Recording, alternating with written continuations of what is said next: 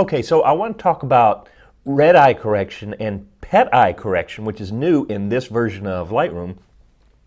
And you may notice a couple things changed up. I changed shirts, and that's because I did this lesson and then I decided I didn't like the examples. They weren't that clear about what was going on. So I wanted to come back and revisit that to make it more obvious what was going on and make it easier on you. So here's the thing.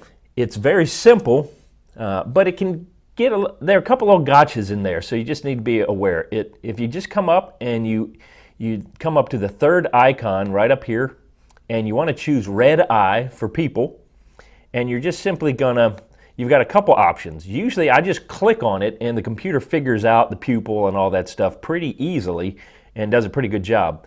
But then you've got the option to darken up the pupil so that it turns nice and dark, and you can change the pupil size. But with just one click and sliding one slider, I've gone from, here, let's hit done on this. I've gone from that to that. So that's pretty quick and pretty easy. I really like that. But here's the fun one, especially if you've got animals that you love.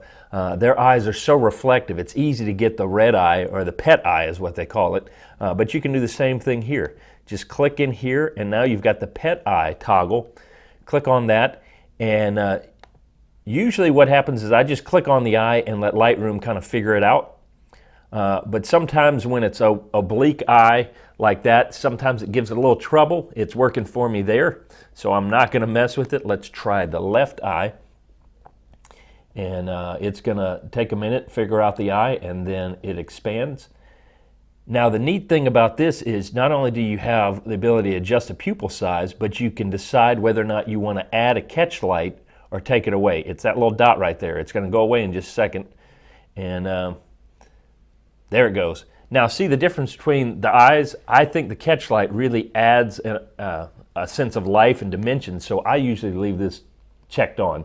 Take a minute to rebuild it, but then as soon as that catch light pops up, I'm going to hit done. And with just a couple quick clicks, you go from that to that right there. There it is. And so really helpful when you're dealing with your pets, pet eyes, and human red eyes. So make sure you check that out and play with it. If it messes up a little bit, maybe try just dragging from the center of the eye and pulling it out. If it doesn't work or messes up, just simply click on that, delete it, and try again. But a great feature, especially the pet eye that they've added in this version, so make sure you check it out.